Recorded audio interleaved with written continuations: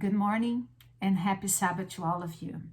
As I'm making this video here, today is Thursday, and my husband is going through his surgery right now.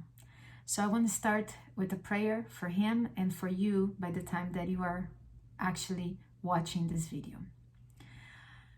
Father in heaven, we want to thank you. I want to thank you for my life, for the life of my husband, and I want to ask you to be with him as he's going through his surgery. Father, bless everyone that will be listening to this video afterwards, and that will be a testimony that everyone will grow even closer to you because of what is happening to us right now. Father, be with me as I give this sermon. In the name of Jesus, amen. I am going to do today something that I tell all of my preaching students to not do. I have not prepared the sermon because this is more of a testimony of what is going through with us right now. So this is completely unprepared. Exactly what I tell you guys not to do. As you're going to be watching this on Saturdays, I hope and believe that by then you will have good news and the message that somebody will bring it to you, because I'm not going to be with you, that everything went well and my husband and I, we are okay. But until then, I wanted to leave this message with you. I know that when something like this happens, all of a sudden you wake up, your husband is healthy, everything is well, and all of a sudden your life changes like in a blink of an eye. There's going to be a lot of lessons that I'm going to learn. And right now, as it's happening, it's been only 1 week and we're still in the process. I don't think I can see the bigger picture of everything that God is teaching us. Now, let me make it clear. God does not need bad things to happen to us just so he can teach us a lesson. But he uses everything. While we are in this world, while we're in this sinful world, suffering is still going to happen. Death is still going to happen. But the hope we have is that we know that one day Jesus is going to come back and all of this is going to be over. And that is a promise. And I believe in God's promise. So I wanted to share with you a little bit of what has been going through in my mind and things that has happened. I know if you're following me on Instagram, I already gave you a lot of updates, but there's a few things that I have not shared. But God taught me this morning that these are the things that I need to share. The first thing I want to share with you guys is, well, let me give you, for those that have not watched the Instagram, let me give you guys a little bit of what has happened.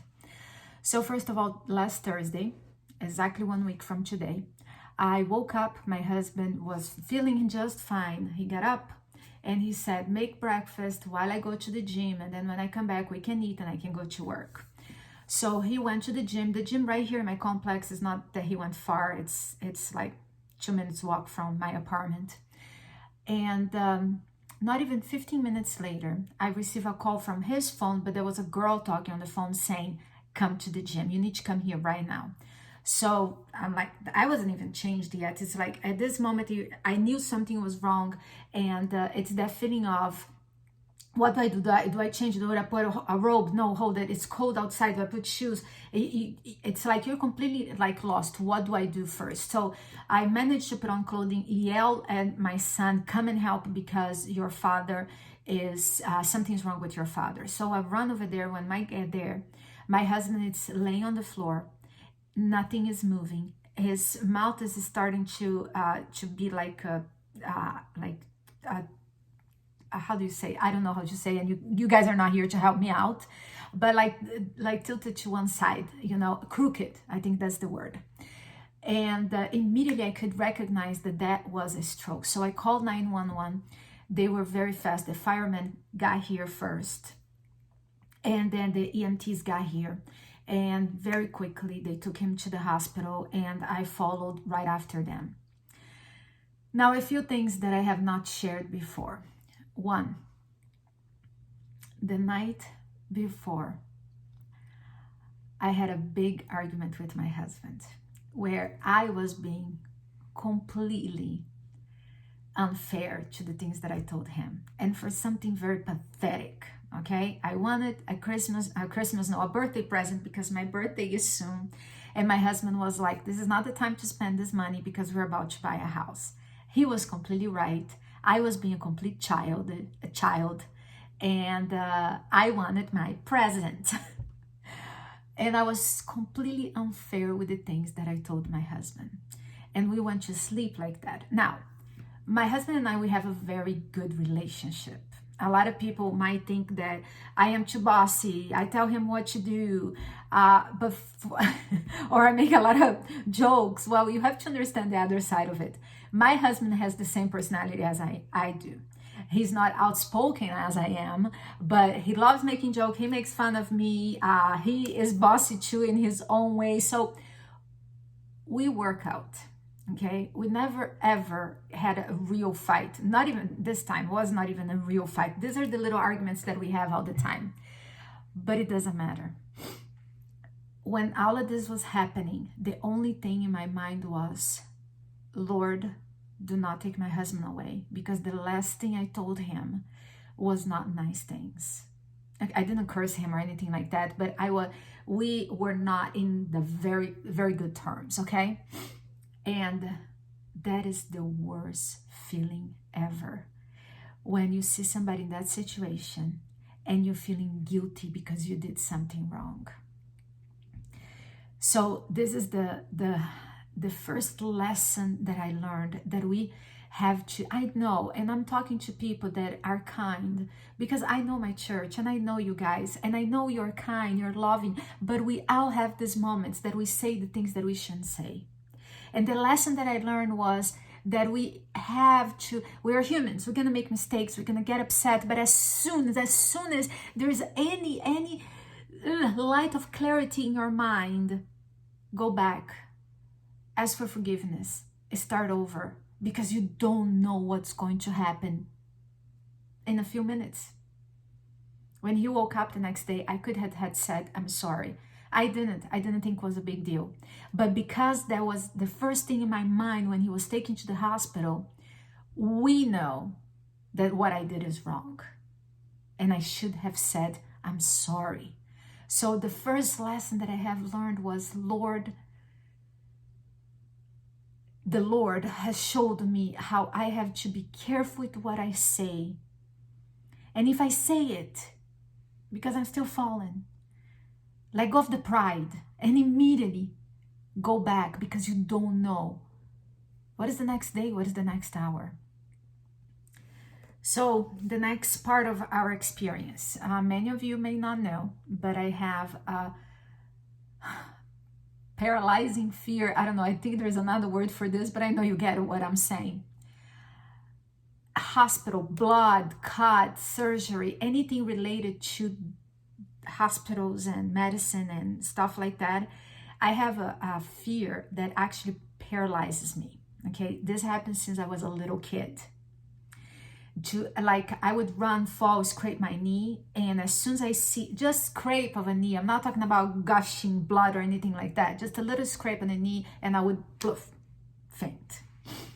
And I grew up with this. This has been very actually difficult, because like having kids, there was one time that Mateus, he was like 4 or 5 years old, and he was jumping from the couch to the table. There was a wood table in the middle of like a coffee table in the living room, and he kept jumping, and I was fixing the closet in the back, and I told him, Mateus, stop jumping, you're gonna get hurt. Sure enough, the next jump he gave, he didn't listen to me, he jumped, and he fell in a way that his tooth, it went through from here all the way here. But I didn't see that, because when I picked him up, I already knew how I was, so I was trying not to look at it, but I just needed to have an idea, do I need to take him to the hospital or not? And when I did like this with the wet towel to see it, it opened, and then I saw how it was, and immediately I was like, how am I going to take care of this child when I myself was about to faint? Luckily, my oldest son was home. He helped me out. I called my husband. He came, and we both took him to the hospital. But that's how bad anything related to cut, surgery, hospitals are for me. So when the firefighters came, I was strong enough to make the call, to stay on the phone, to give them the direction. When the firefighters came, I started collapsing. And one of the firefighters, he just held my hand, he looked at me and he said, breathe. And he started telling me how to breathe, and my hands started getting all numb, and he helped me get through it. And this is so amazing because there's a theory that I always had, and I mentioned to people, that God will give you the strength that you need the moment that you need. You know, sometimes we suffer. What if somebody has a stroke? What if somebody has a heart attack? And like our husband, children, or whatever disease it is, and we suffer for something that is not happening yet. And God gives us the strength that we need the moment that we need. So suffering ahead of time, it just gives us stress, anxiety. And right there in that moment, I saw how much God was with me. I did not faint. Taken. I haven't fainted for a while, okay? Well, a lot of things hasn't happened for a while. I think I got better after my third pregnancy. When I would give blood, I would faint a lot too. And after my third pregnancy, I think I have given blood so much that I stopped fainting. But God gave me the strength that I need the moment that I need it. I have been in the hospital for 7 days, and so far I have been doing really well. Obviously, this message so far has been all of the lessons that I have learned, everything that has happened to me. But I'm doing this in purpose because Sebastian's testimony, I want him to give it to you. I meant to say this from the very beginning, but I forgot. Today is my testimony, going through with him what he's going through. So I'm talking about me because his testimony, it's his to give, and he will recover, and he will give you his testimonies with his own words. So that's why today I'm focusing on me. The message today is for the person who needs to have the strength to be by the side of somebody that is going through something. So God gave me the strength that I needed to be with my husband. While he's in the ICU, I can stay with him, overnight, but the other days I slept with him and I've been with him the whole time. And this time that we're spending together has been so precious. We're bonding. I brought him his little box where he can get the Brazilian soccer games. And I brought my iPad and I have my little shows, and we share comments with each other. We're spending time with each other. There's nothing else we can do, even though I continue doing some Bible studies because I need to keep my brain occupied, or my brain wanders a lot, and usually to the worst case scenarios. So the social media and the Bible studies and the movies I'm watching, these are ways to keep my mind distracted, because I have a lot of anxiety, a lot of fears, and those were the things that made me faint in the past. So I'm trying to not focus on that. So now we get to the next day. So as soon as we got to the hospital, they gave a medication that it's to avoid having permanent damage, okay? And this medication is a blood thinner, because it was a blood clot in his brain that caused the stroke.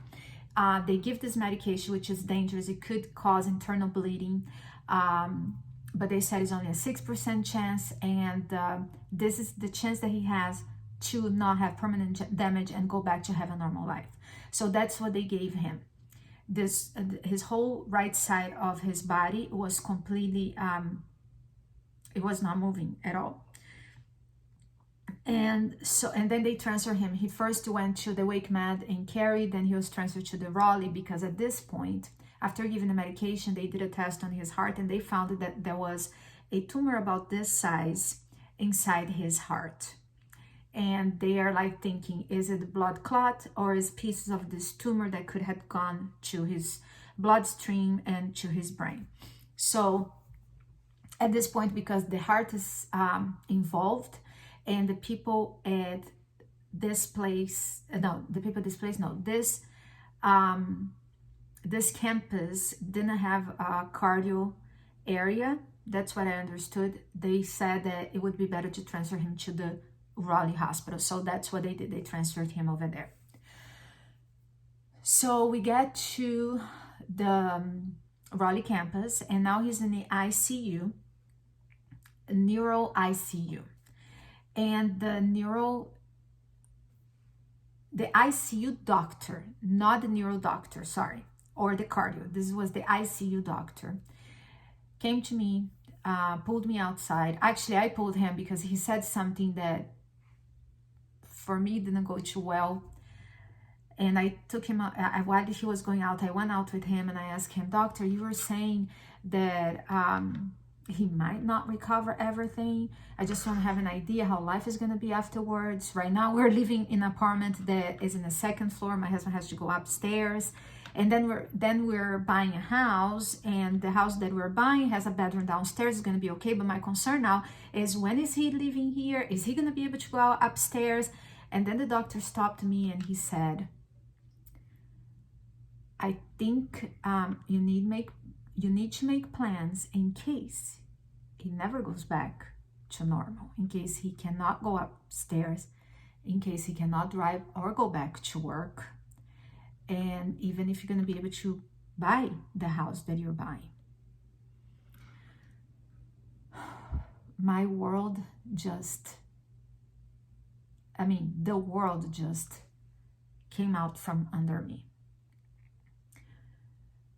As he's talking, and by the way, they talk like they're talking about a grocery list, okay? Let's buy this, okay? And by the way, the doctor that told me that he had a tumor in his heart, he was talking to me like nothing. So basically, my world just collapsed. I could not imagine my husband not being able to go back to have a normal life and provide for us as he have always done. Not because I need him to provide for us, but that's his identity. That's where his being able to work and take care of us, that's who he is. So I started, all of these thoughts started coming to my mind, and I started completely melting. And thankfully, this was exactly the time that he was going to do another test. I'm not sure which one was at this point, if it was an MRI or another CAT scan, but they took him away and he was out for about 3 or 4 hours. So I went out to an waiting area, and there I was just crying. I couldn't do anything else. Crying, talking to some people and crying. So I cried until I couldn't cry anymore. And in the middle of all of this, I spoke to the same lady. I don't know if you guys remember, but when I was giving our testimony of how we came to Christ, the same lady that originally years ago trying to reach out her son to bring him back to church, she ended up becoming friends with all of her son's friends. And she sent me a message at this point. And in this message, she told me what happened while she was going through something very similar with her son. Her son, years later, after the story of her getting to know us and coming to church and all of that, her son got cancer, was a huge tumor right in his chest, where the doctor said the possibilities of surviving were very slim, and for him to be able to sing was pretty much impossible because of the location and the vocal cords, and because, well, what he does is sing. Her whole family sings, and his thing is singing for God. So she tells me that during the time, there is a special passage that got her through. When the doctors would tell her that he would not survive, the chance of surviving was small, the chance of him singing was basically impossible. And today, he's cancer-free, has been more than 5 years, and he is singing, and he's praising God. He's actually the music director for the church where he's at. So, and the passage was David. When David was to confront Goliath, but even before that, David was upset. He couldn't understand how nobody, when Goliath was challenging the people of God, nobody was coming up and saying, "Hey, we have a God that is stronger than this giant." He was outrageous. How come? Why nobody's coming? So he comes forward to to go fight against Goliath. And there's one sentence that he said, that marked her very much. And this is the sentence. This is in 1 Samuel 17, verse 26. And he said, who is this uncircumcised Philistine, that he should defy the armies of the living God? And this touched me so much, not only because we're talking about a God that is much greater than anything that is happening in our lives, but also the army of the Lord. That touched me because the army of the Lord, our army of the Lord, was ready when this happened. Our people, our church, you guys were ready. And I'm going to tell you, not only as a person, but as a pastor, I'm so thankful for you. I'm so proud of my church, because it's kind of like, you know, the firefighters, the EMTs, the doctors, they are the people that are trained, and when there is an emergency, they're there. They know what to do. And you guys brought me to tears, because when there was an emergency, well, it happened to be in my family, but when there was an emergency, you guys were ready to take care of the worship on Sabbath, to put the prayer warriors together. You guys were ready. You guys are the army of the Lord at this moment. And you guys were so faithful, so ready, that it brought me to tears. Not only as being the person who is receiving this, but as a pastor. You guys have no idea how wonderful that is, to see that I have cooperated a little bit for the church to actually be ready as the army of the Lord. So I have so much to thank you.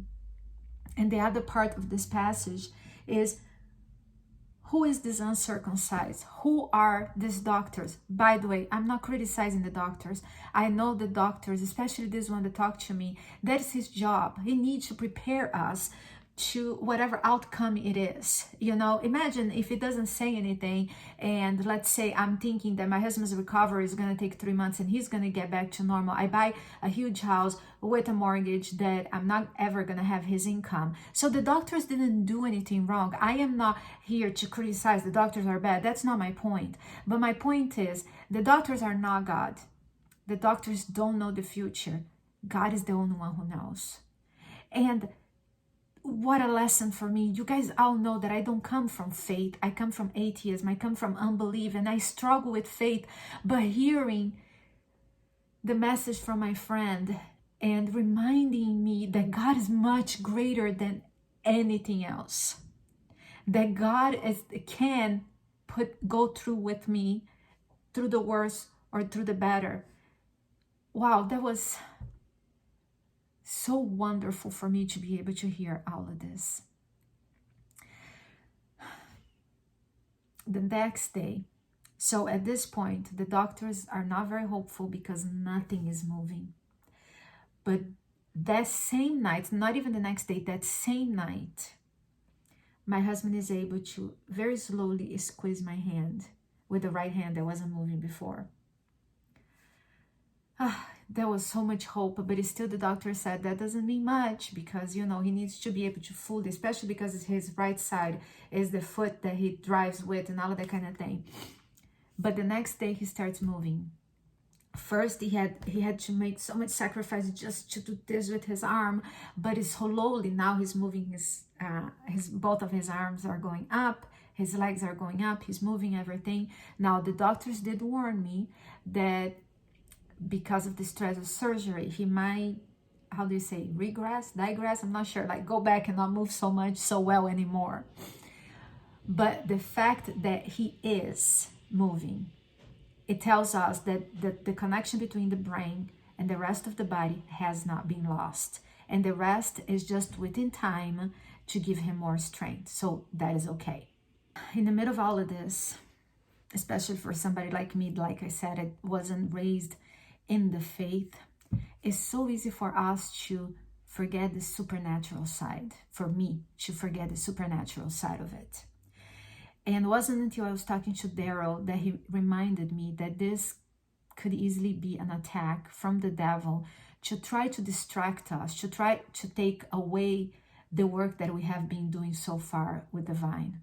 Sometimes, and I don't know how many people are there today, sometimes the church is so empty that we feel like, is this working? Is the church moving forward?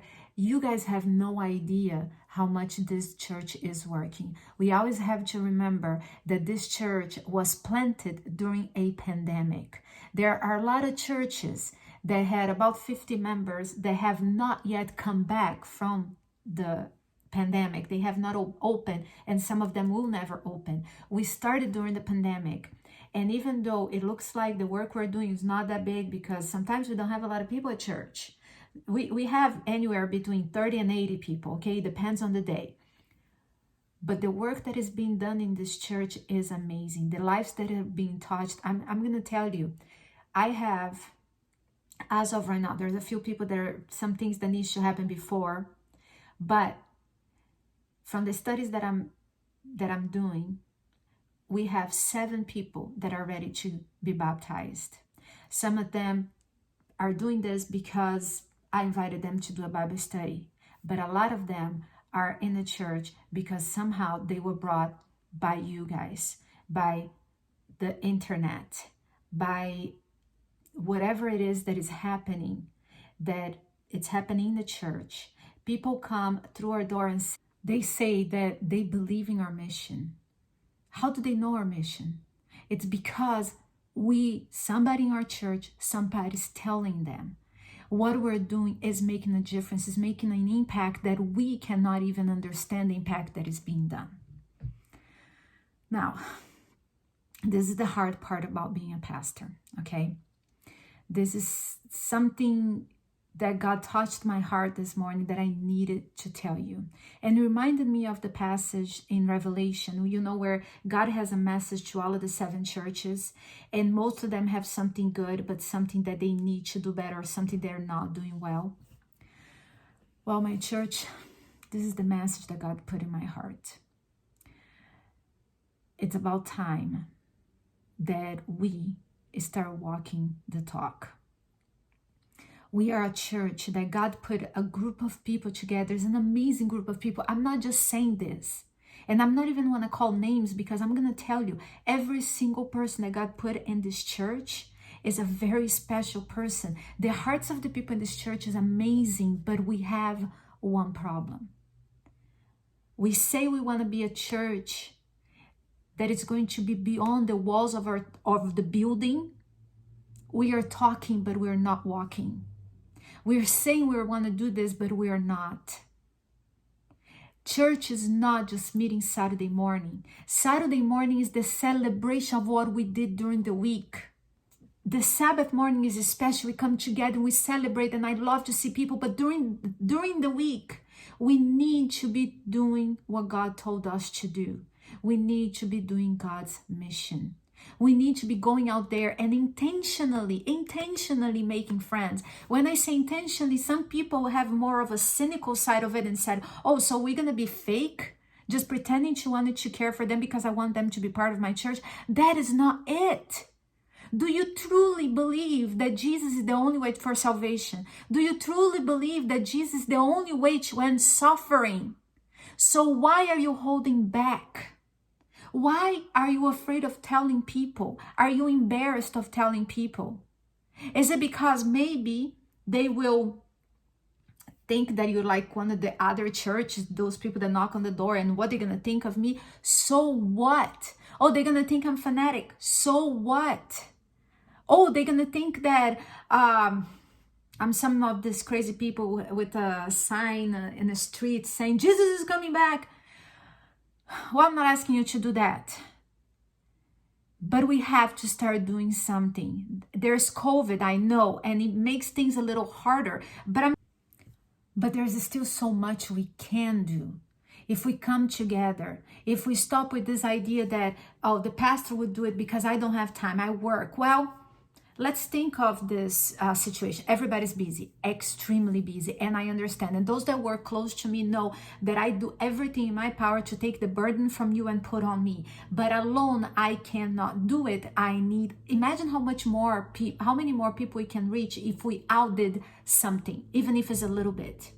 And just to give you an example, an idea, imagine that you're planning for your dream vacation. It's a vacation that you've been dreaming for so long and you're planning. So this is what you're going to do. You're going to take a week off of work so you can plan for your week vacation, right? No, nobody has the time to do that. Nobody can do that. They don't take a vacation to plan a vacation. What do? In the middle of going to work, taking care of the kids, doing the laundry, cooking, and doing all of that, they find time to plan for that vacation. Why? Because it's in the front of their mind. Because it's right there. They're thinking about it all the time because that's their dream. That's what they really wanted to do. And that's the same thing that we need to do in God's work. Do we truly understand that the only purpose for us to exist, the reason, the meaning for our life is to do God's work? We are the sons and daughters of the Almighty, and He gave us a job. Our job is not the one that pays our bills, even though it is God that pays our bills, first of all. He's the one who gives us health. He's the one who gives us the mental capacity, the wisdom, everything. It comes from Him to begin with. But when we go and we have our jobs like Paul, that he built tents, that's just to pay the bills. Our real work, it's God's work. And if we understood that, we would find time for it. We don't find time for it because that's not our priority. Because if it was just like our dream vacation, we would find time. If there's anything that I learned from this experience with my husband, the most important lesson that I learned is that time is precious. We almost are running out of time. That's true. I know that this sounds like, oh, fear factor there. She's trying to make us afraid. Hey, this is very real for me today. For this week, for right now, for my life, this is real. I almost ran out of time with my husband. And when that happened, the only thing that came to my mind was the last thing I told him. And I don't want this to happen to you. At a risk of you guys looking at me and thinking that I'm a little fanatic and going on crazy or something like that, I have to be honest with you. If something happened to you, like it happened to me, that from one day to the next, I was diagnosed with rheumatoid arthritis and I was in a wheelchair. And how many times sitting in that wheelchair, I thought about it. I could have done more when I have health and when I could do it. The reason why I never stop, and people are like, Cris, you have to take a break. The reason why I don't take a break, it's because God showed it to me. So clear how little time we have and so precious every minute we have. What I enjoy doing is showing people to God. I understand that you're not a paid employee of the conference that have the privilege to be able to do what I'm doing. And I'm not asking you to do that. But I know there's more that we all can do, and we have to stop giving excuses. I understand that some of us were hurt by the church, the message of the church, the people of the church, or whatever it is, but that's then.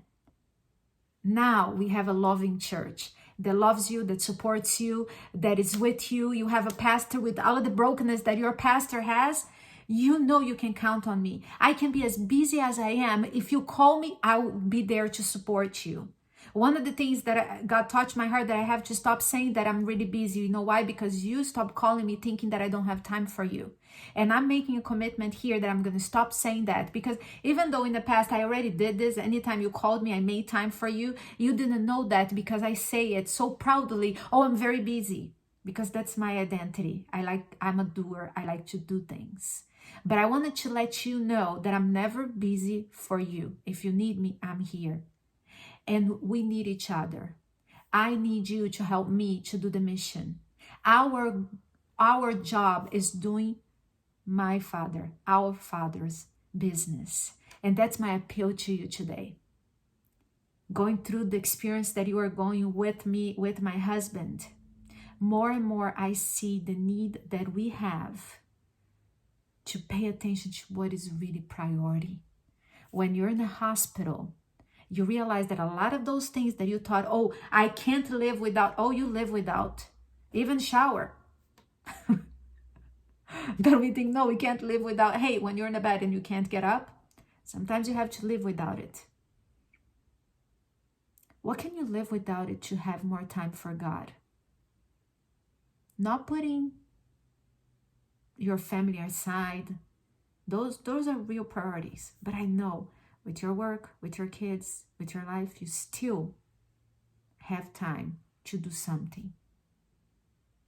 My challenge to you is to take this experience, my experience, and think, what can I do? Bring me a project. Start your own ministry. Think of something that you can do to reach people for God. We have a wonderful church that are going to receive people. Can you imagine that? Not a lot of people can say that.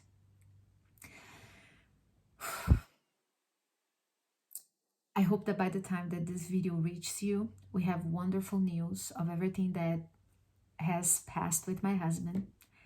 And even though I'm not going to be able to be with you in person so soon because COVID, we had to quarantine, post-surgery and all of that, but I'm one phone call away and we are going to be celebrating together. For now, from the bottom of my heart, I love you and I can't wait for us to be together. I'm going to ask for someone to pray because it's really awkward to pray a nice intensive prayer in the video. But I know you're praying for me and I'm praying for you. And I see you very soon.